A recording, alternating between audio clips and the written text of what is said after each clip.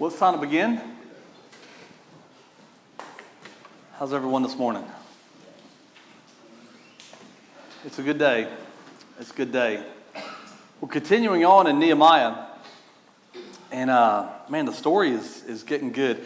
This is a good story altogether. I mean, this whole, from beginning to end, the way this is constructed, and it's a historical account. This is the last book of history that we have in the Old Testament before Christ, before the 440 years of silence. But looking at this, it's the way this thing unfolds. You couldn't write a better story.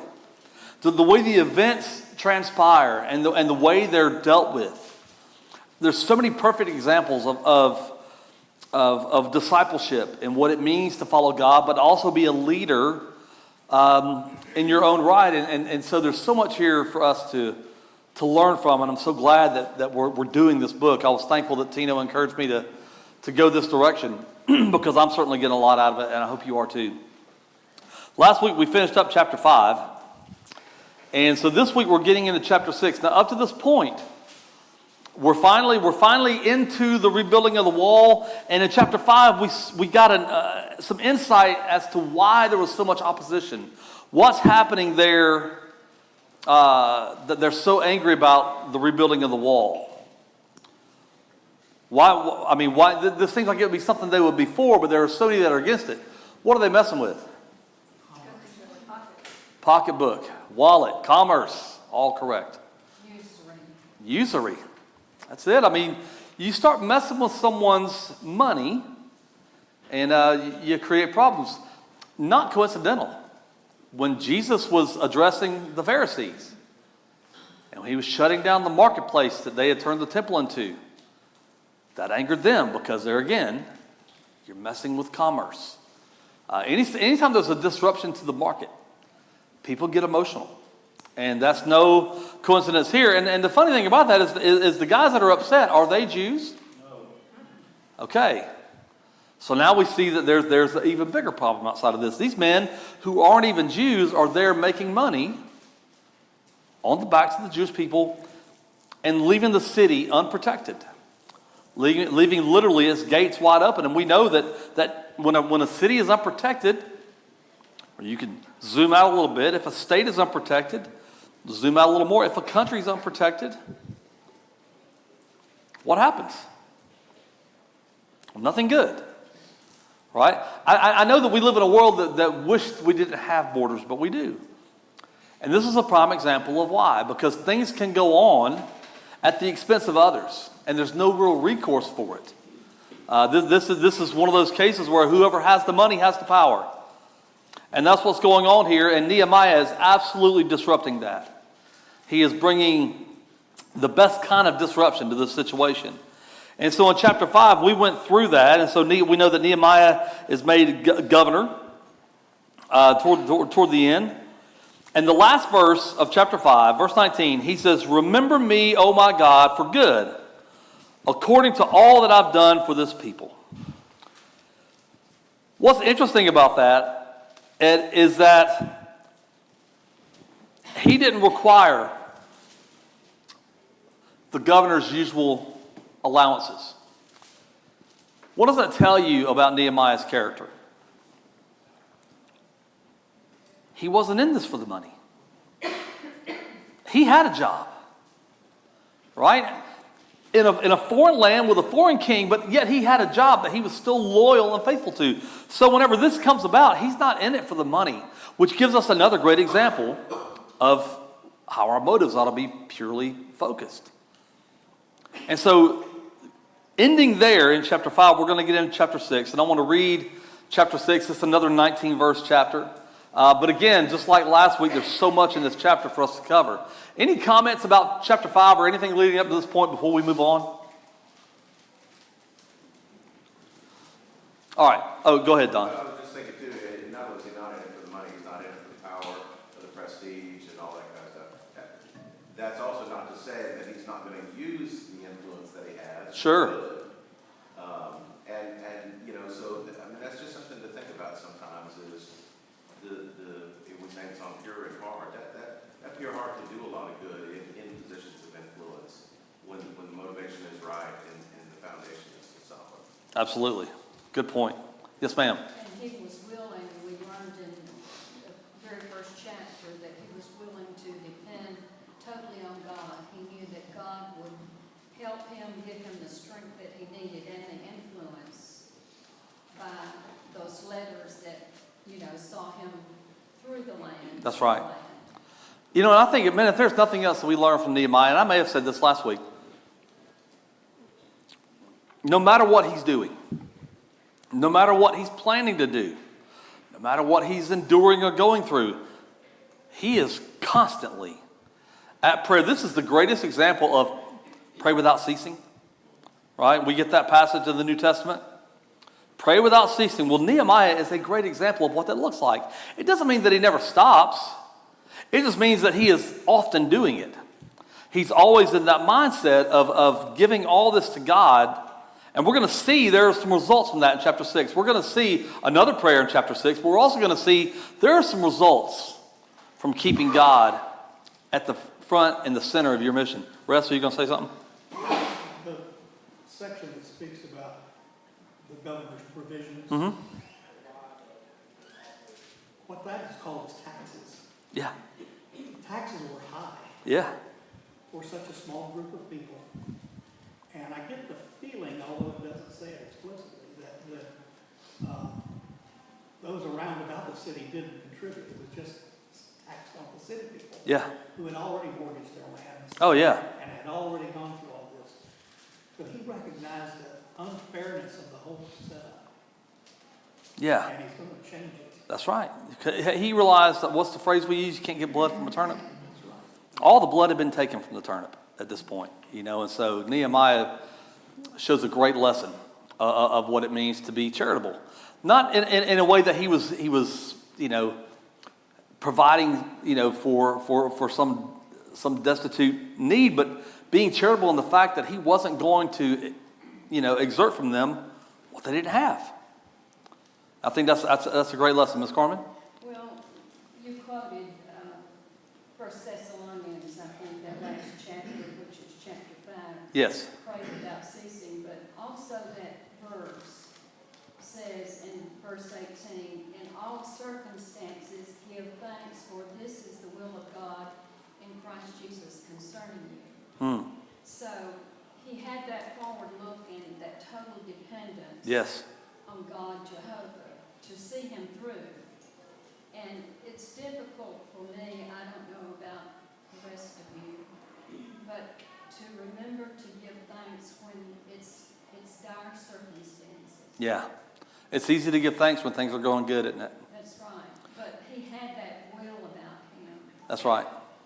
It reminds me of Job. When things were dark for Job, he says, blessed be the name of the Lord.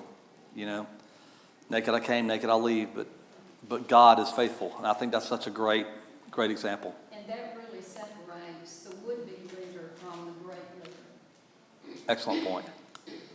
Excellent point. Anyone else? All right, chapter 6, verse 1.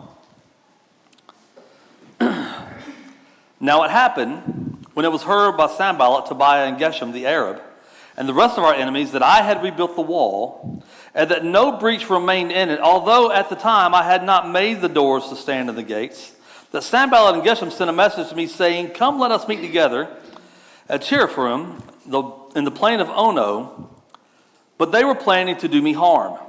So I sent messages to them, saying, I'm doing a great work, and I cannot come down. Why should we stop work while I leave it and come down to you? And they sent messages to me 4 times in this manner, and I responded to them in the same manner. Then Sanballat sent his young man to me in the same manner a 5th time with an open letter in his hand. And it was written, it is heard among the nations. The Gashmu says that you and the Jews are planning to rebel. Therefore, you are rebuilding the wall, and you are to be their king according to these words. You have also set up prophets to call out in Jerusalem concerning you, a king is in Judah. So now it will be heard by the king according to these words. So now, come, let us take counsel together. Then I sent a message to him, saying, such words you are saying have not been done, but you are devising them in your own heart. For all of them were trying to frighten us, thinking their hands would become limp doing the work, and it will not be done. But now, O God, strengthen my hands. Then I entered the house of Shemaiah, the son of Delilah, son of Mehethabel, who was confined at home, and said, let us meet together in the house of God within the temple, and let us close the doors of the temple, for they are coming to kill you, and they are coming to kill you at night. But I said, should a man like me flee? Could one such as I go into the temple just to live? I will not go in. Then I recognized that surely God has not sent him, but he spoke his prophecy against me because Tobiah and Sanballat had hired him. He was hired for this reason, that I might become afraid and act accordingly and sin, so that they could give me a bad name in order that they could reproach me. Remember, O my God, Tobiah and Sanballat according to these works of theirs, and also Noadiah, the prophetess, and the rest of the prophets who were trying to make me afraid. So the wall was finished, and on the 25th of the month of Elul, in 52 days. Now it happened that when our enemies heard of it, all the nations surrounding us saw it. Their confidence fell, and they knew it was from God that this work had been accomplished. Also in those days, many letters were sent from nobles of Judah to Tobiah, and Tobiah's letters came to them. For many in Judah were sworn in by oath to him who was the son-in-law of Shechaniah, the son of Arah, son of Jehohanan, and taken the daughter of Meshulam, the son of Berechiah, as a wife. Moreover, they were speaking about his good deeds in my presence and bringing my words to him. Then Tobiah sent out letters to make me afraid. All right, mispronunciation of names aside, there's a lot going on here. There's a lot going on in this thing, and I find it really interesting to see how well Nehemiah stands up to it. I think right away, we see that the true motives in inviting to meet Nehemiah were what? They're going to kill him. This is a reoccurring theme. Nehemiah's been dealing with this since he got there. They're trying to uncover ways to kill this guy for what he's doing. And so how does Nehemiah discern their intentions? They seem to be making a reasonable request. How does he discern this? He gives them the opportunity to reveal their own motive. That's right. He says, I can't do this, I'm doing something that's much more important, Man, I'm working. and come to meet me. Basically. Right. I'm paraphrasing. They don't want to come to where he is. Everybody working's got a sword too, don't they? So they know they're going to get trouble if they come up there. So Nehemiah famously responds, I'm doing a great work. I can't come down. Why should the work stop and I leave it and go down to you? What's the lesson for us there?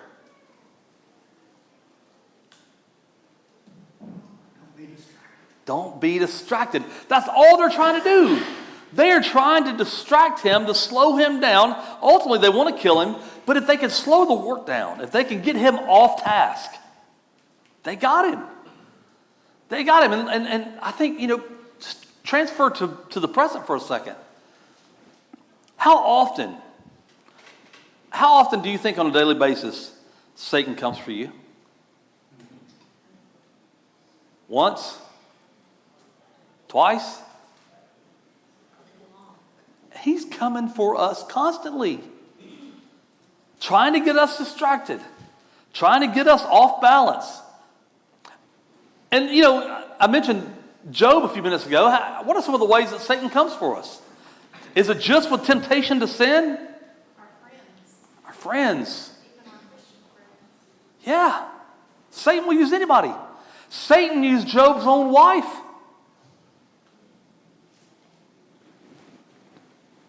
I could say a joke there, but I'm not.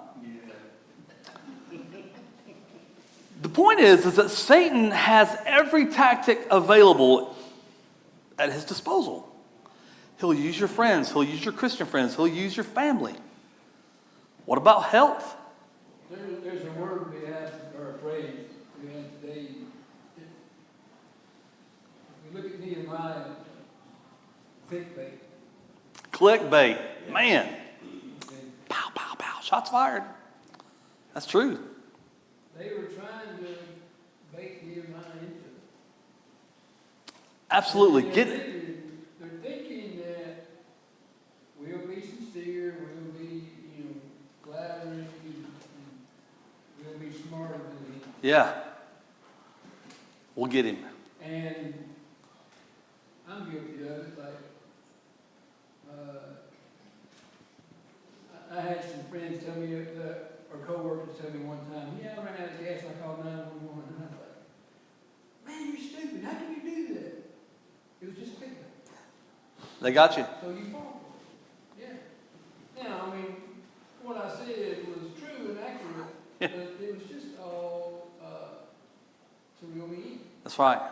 And then once they get you in, now you've opened yourself up because now you're no longer logically thinking, you're emotionally thinking. That's it. You can't rationalize or reason with emotional arguments. You cannot. So much of what we see online, right, via social media or whatever, are these emotional arguments about this, about, that what so-and-so is doing is immoral, but look at the people who are calling the others immoral, right? And so naturally we have a sense of awe that says, you can't say that. I'm not going to let you say that. And then we jump in there and what do? They got us. And basically, you're defeated. Yeah. And that's what, okay, so, and it was mentioned that they're trying to kill Nehemiah, which is true, I don't disagree with it. But there was a secondary goal. If we don't kill him, we don't have to kill him to beat him. We just got to get him away from there. Yep. Okay? Get him off his platform. Now, Nehemiah could have gone and met with them and stood firm for God's plan, but he still would have been defeated because back home, it's only 25 miles, but which is a really hard day's journey, probably 2 days. Right. Right. If the work stops, it dominoes. Oh yeah. Well, if the work stops, they have an end, right? They could come and they could tear down what's been done. I mean, there's all sorts of things that could happen. The lesson for us, it's a really tremendous lesson for us today. How do you do it? Okay. Remain calm, which is hard to do. Yeah. Harder for some of us than others. But if you're quick-tempered or quick reactive, like say a young man growing up, he's quick to react, he's going to be in an altercation often. Yeah. Which is not good. Even No. if it's not good, really there's no winners. Yeah. And how do you defeat that? And Nehemiah's response is like, if you can give it back to them and just let them show their own hand. Yeah. Let them beat their own self. Absolutely. He didn't let them wear him down. He had a singular purpose. They were even though they were persistent. And the reason it didn't work was because he knew their character and they didn't try to step forward with the ball. Yeah. Because he kept his mind for sure. That's right. Ms. Carmen? Well, I would just say that it's a parent's duty to begin teaching that analysis of Satan's distractions Yes. early in life. Because if you've waited until they go off to college, you've missed all the opportunities. That's right. So discretion and analysis of those that distract, because that's Satan's first hand. That's right. He's subtle and he knows our weaknesses. Well, and it's, and sometimes it's something like our health. He attacks your health like he did Job, right? If you've ever dealt with any sort of long-term situation, it'll put your faith on trial. It'll test your resolve. If you're in pain every day, how long till you lose it? You just snap. And so he gives us such a great example here of staying faithful. And he does that by praying, right? We're gonna look at that in a second. How many times did they try this tactic? 5 times. We tried that one 4 times, and then I think the 5th one was Yeah. a different tactic. The open letter, right?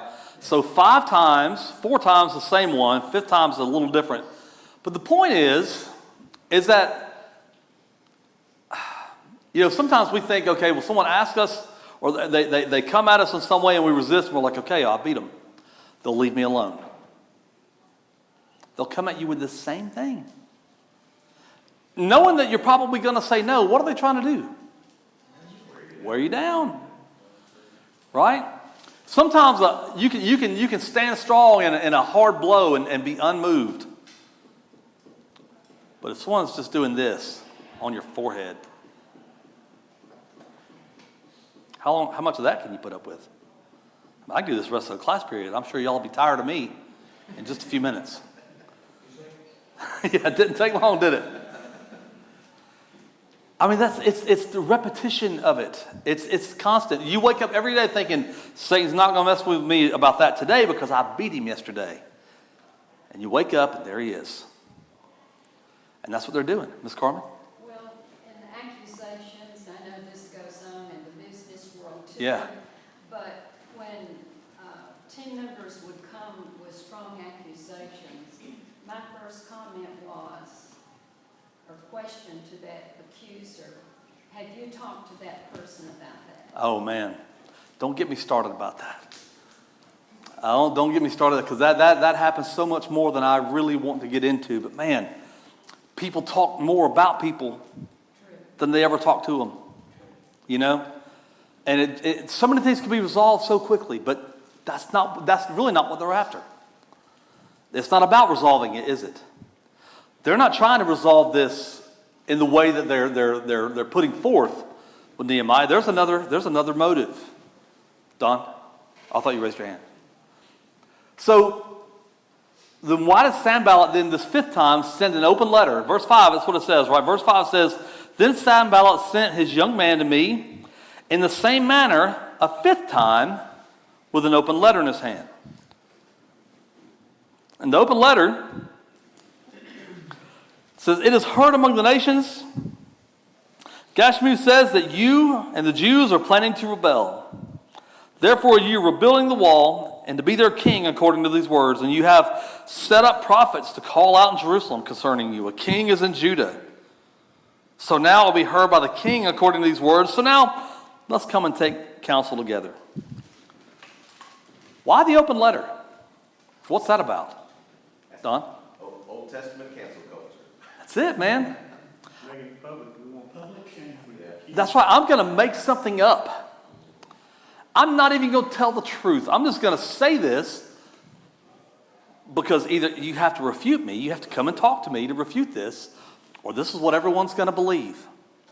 You know, and because we live in the day of such high visibility with the internet and social media and whatnot, we see this all the time. Someone will just say something that's outright untrue, and if you don't respond to it, I mean, ultimately that's the way to win, right? Is to not respond to it at all. But again, Aiden touched on it. It's an emotional thing. You want to defend our natural inclination is to defend ourselves. You know? Go ahead, Aiden.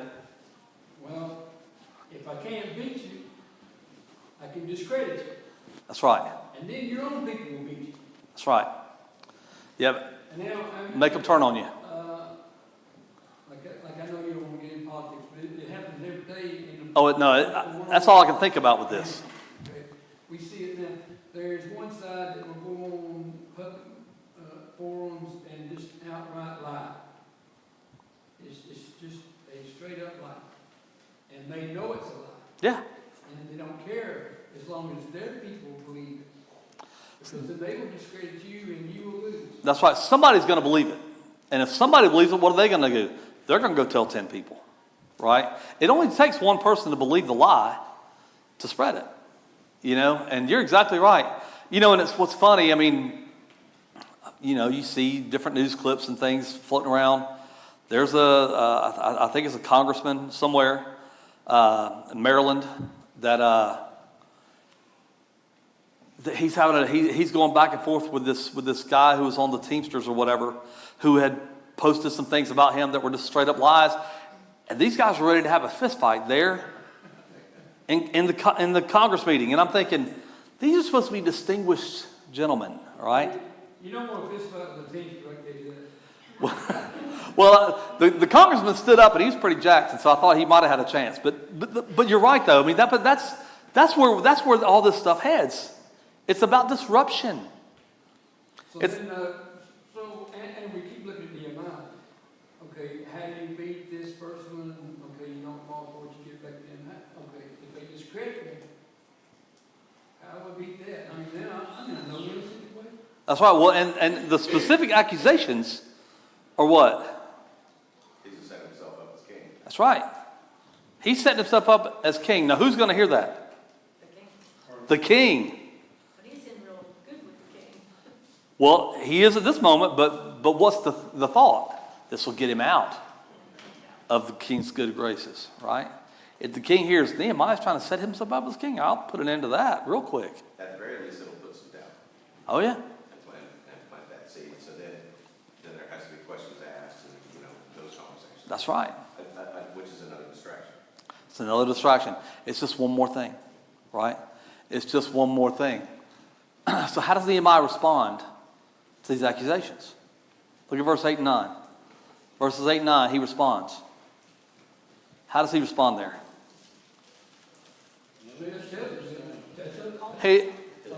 He's like, not true. You making these things up? You're making it up. This is totally untrue. So what can that teach us? His refusal to engage or defend himself.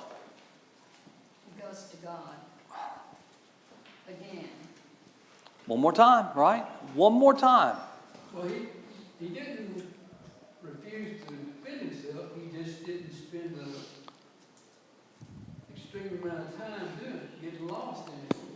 When it becomes a back and forth, everybody loses credit. That's right. Okay? He just shuts it down.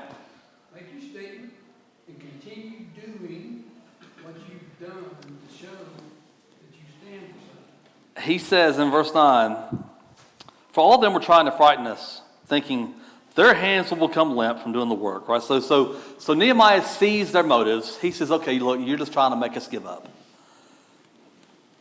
Nehemiah goes to God.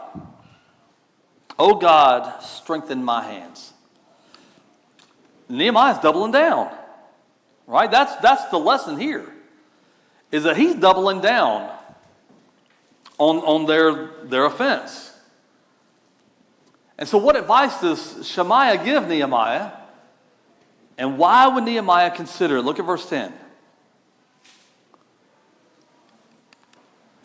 Verse 10. He said, let us meet together in the house of God within the temple, and let us close the doors of the temple, for they're coming to kill you, and they're coming to kill you at night. What's the real reason behind that advice? He's only going to play the coward All right. and use the temple for something it's not intended for, and Nehemiah's not going to do it. I can't help but think about when Jesus was on trial. Right? And Caesar says to him there, he says, do you not hear all the things that they're saying about you? Do you not hear all the accusations they're hurling at you? Are you not going to defend yourself? What did Jesus say?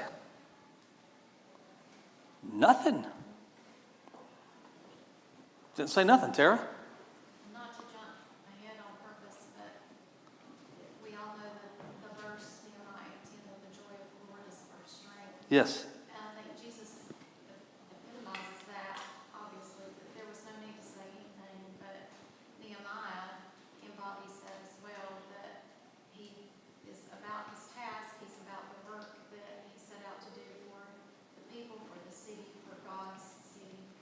And he's fighting a battle with his own logic and what the Lord is giving him the strength and the confidence just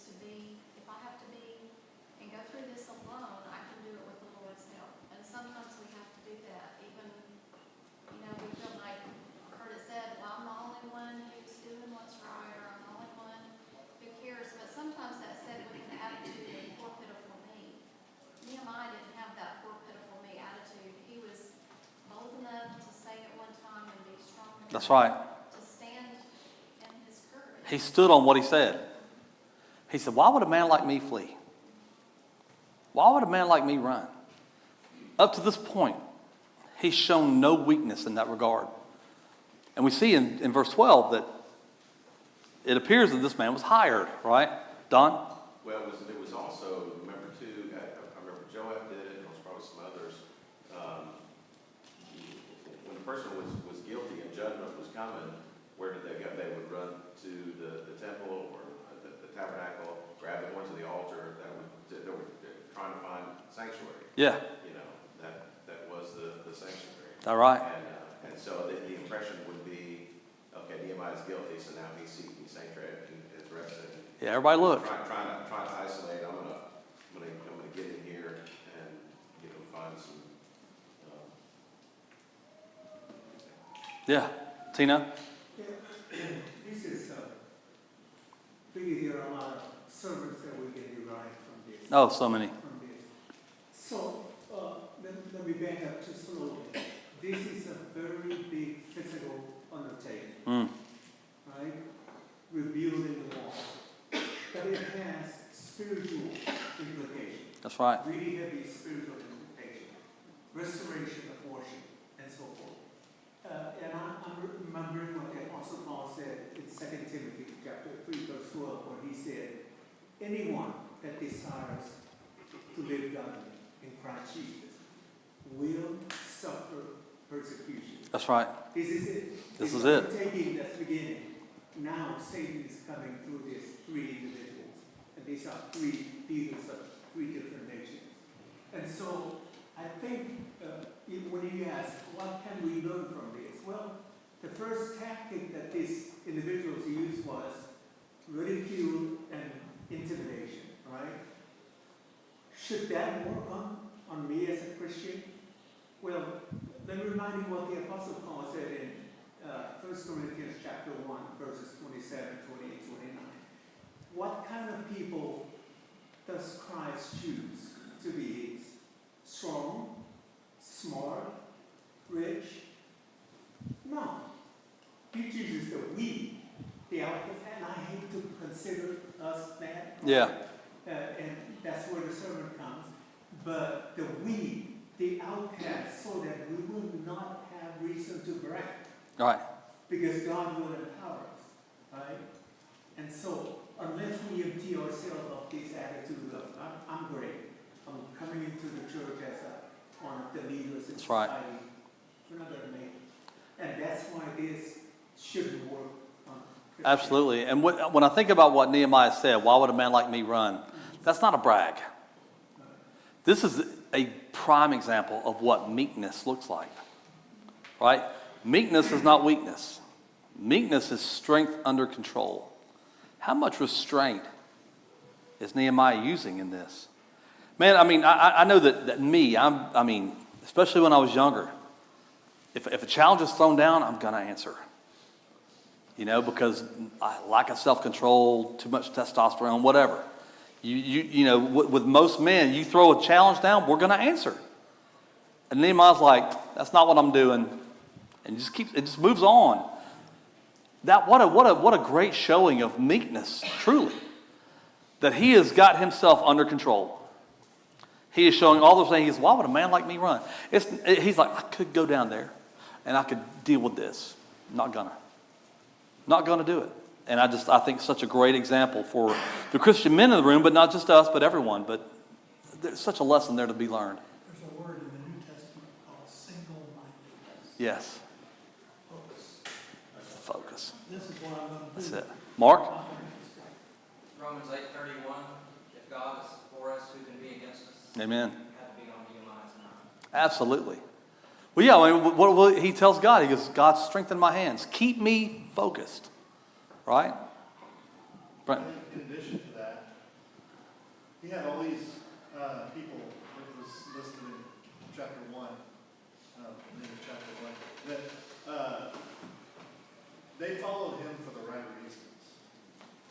He was there for them, he supported them, obviously he led them, but he was working.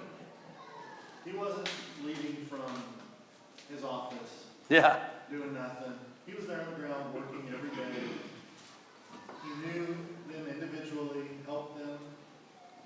They had his back. Oh, yeah. That's to me what would be going through my mind as well. I've got God, I've got this army of people who are willing to work. Yeah. They know what the goal is. And so we see that, right? So verse 15. What happens in verse 15? The wall's finished. How long did it take? 52 days.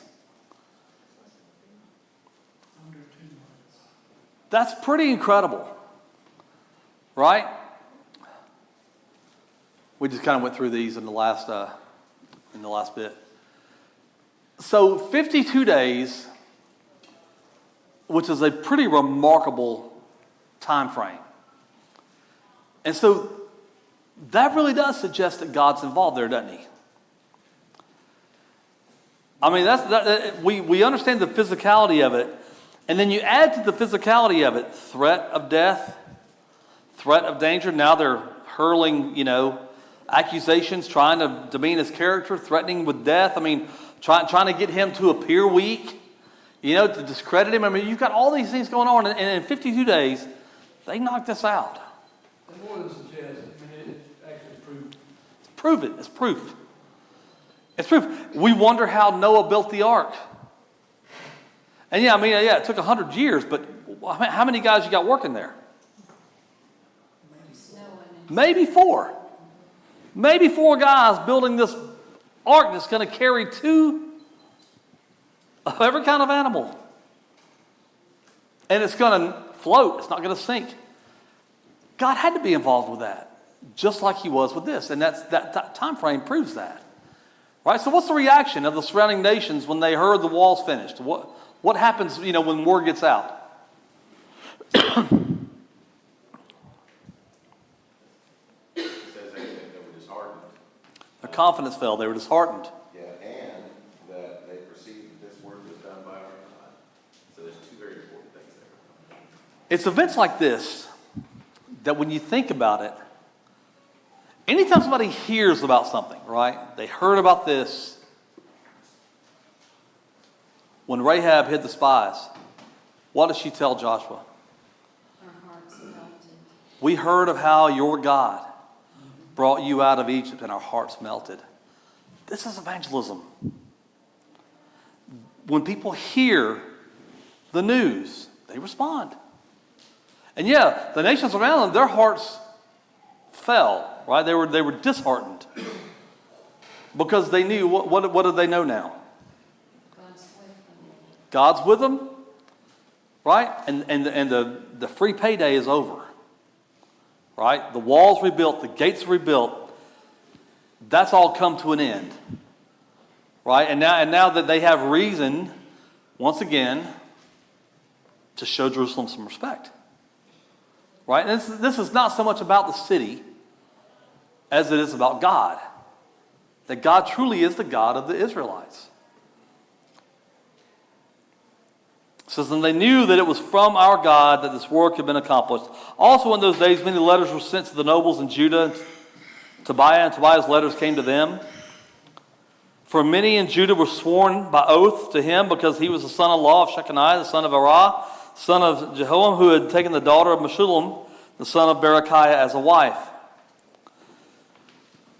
What does this ongoing correspondence with the nobles of Judah and Tobiah reveal about the persistent nature of spiritual warfare? I mean, they're doing physical things. They're sending these letters, but what's really pushing this? It's spiritual in nature, isn't it? It never ends. Ms. Carmen? Well, I'm thinking of Hebrews 11:1. That their faith was the evidence of things not seen. That's right. They were so strongly dependent on God Jehovah. And as you said, it was his glory that 52-day project was built to his glory. That's why Jesus remained quiet. That's right. Which you mentioned several moments ago. Yeah. When God's doing the talking, I don't need to add anything to it. So how does Nehemiah deal with this ongoing internal threat? What does he do? Well, his courage was stronger than his fear because he put his dependence in God. So not only does he resist the temptation of being called out and answering that call, he prays that he'll stay focused. And in the end, that's exactly what happens. That red hot focus of doing what I came to do. Because remember, back at the beginning of the book, he promised the king something, didn't he? Not only that I'm going to come back, but I'm going to come back in a certain time frame. He is bound and determined to keep his word to the king. So even on a human level, again, he is making God his focus, because if I make someone a promise because of my faith in God, I'm going to keep the promise. I'm not going to be deterred. I'm not going to come back and say, well, we got delayed and I'm sorry. He was going to keep his word no matter what. So what lessons can we draw about facing the ongoing opposition that we have to deal with?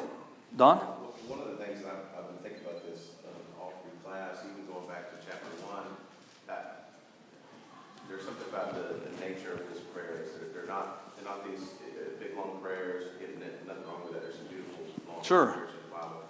But I think one of the keys to Nehemiah's faithfulness was the fact that he talked to God when he needed to talk to God, which was often, and it was directed to the point. Here's the issue, moving on, and just that constant communion was brought up before about praying without ceasing. How do you do that? Is it trying to get into a comfortable place and going through all these functions and things? No, it's addressing it at the time when it's needed and moving on.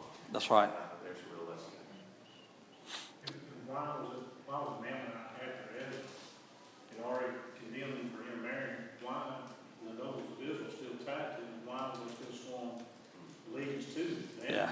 He still married his daughter and he still got something to him.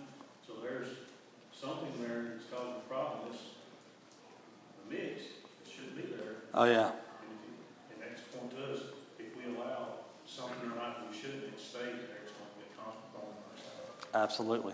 Or an untangled or an entanglement. Man, human beings are messy, aren't we? We weave webs that sometimes we can't get unstuck from. It's a good point. Next week we're going to, go ahead. It just struck me in chapter 2, verse 6, where he said, so it pleased the king to send me, and I set him a time. It doesn't say the time, but just the fact that he set a time Yeah. before he even went shows unquestionable trust in God. It's gonna happen. He doesn't gonna know happen. what he's getting into, but it's gonna happen. He That's set a right. time. That's right. Such a great example for us to follow. Next Sunday morning, we're going to get into chapter 7. Now, most of chapter 7 are a lot of names that I clearly cannot pronounce. And so what I'm going to ask you to do is read those for yourselves, and you come up with the best pronunciation you can. And what we're going to do is we're going to study the first 7 verses of chapter 7. And then we're going to pick up at verse 61 through the end of the chapter in chapter 7. We're going to talk about the census of the first exiles returning. We're going to talk about that. But I don't know that I could get through reading these, and I wouldn't subject you to that kind of punishment either. So if you would, read those yourselves this week at home. We'll all address it next week together. The first part of the chapter from verse 1 through 7, and then we'll pick up at verse 60, or really verse 60, to the end of the chapter 7, and get into the points there made. Thank y'all so much. Great comments. I really appreciate you.